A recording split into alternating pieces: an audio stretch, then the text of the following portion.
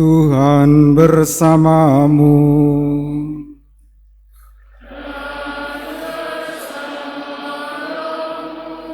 Inilah Injil suci menurut Lukas.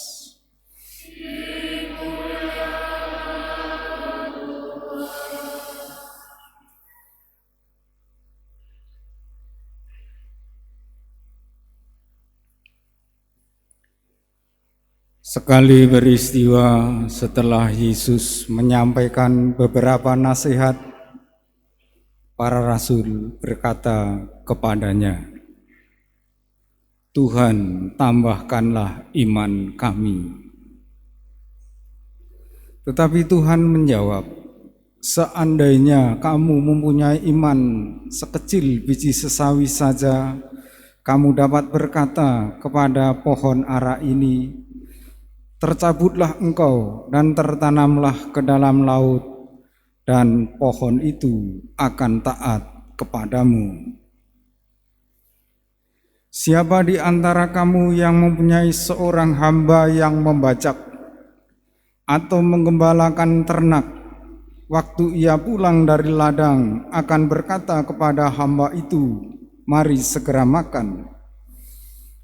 Bukankah sebaliknya ia akan berkata kepada hamba itu, 'Sediakanlah makananku, ikatlah pinggangmu dan layanilah aku, sampai aku selesai makan dan minum. Sesudah itu engkau boleh makan dan minum.'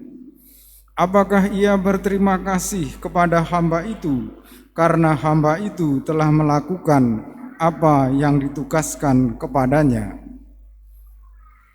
Demikianlah juga kamu, apabila kamu telah melakukan segala sesuatu yang ditugaskan kepadamu, hendaklah kamu berkata, 'Kami ini hamba-hamba yang tidak berguna, kami hanya melakukan apa yang harus kami lakukan.'"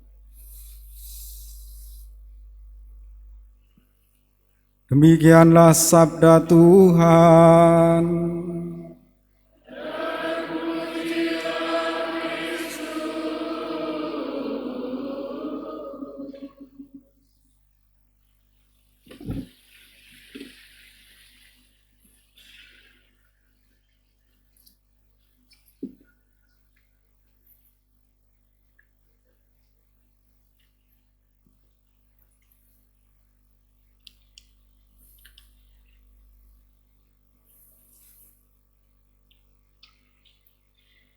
Umat Allah yang terkasih,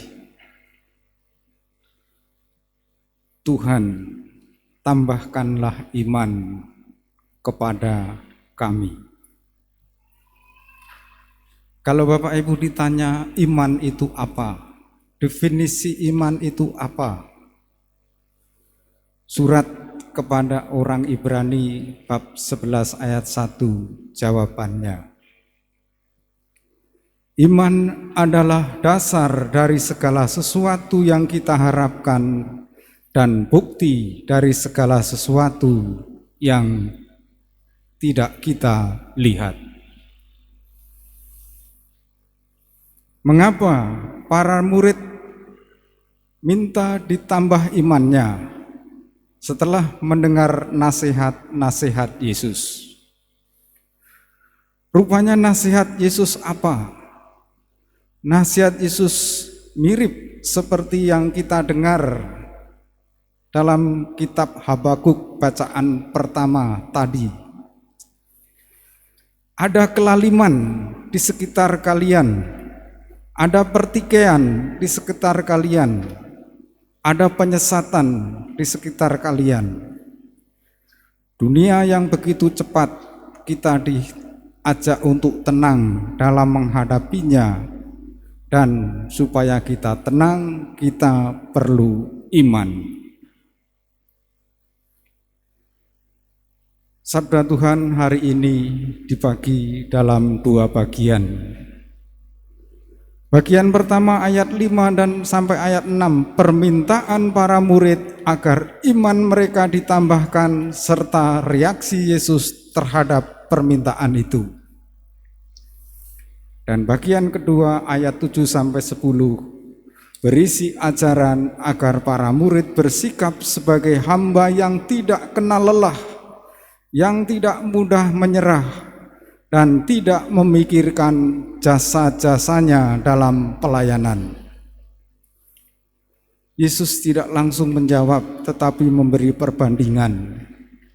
Jika imanmu sebesar biji sesawi, niscaya kamu sudah mampu mengerjakan hal-hal yang luar biasa, seperti menyuruh pohon ara tercabut dan pindah ke dasar laut, pohon itu akan taat kepadamu.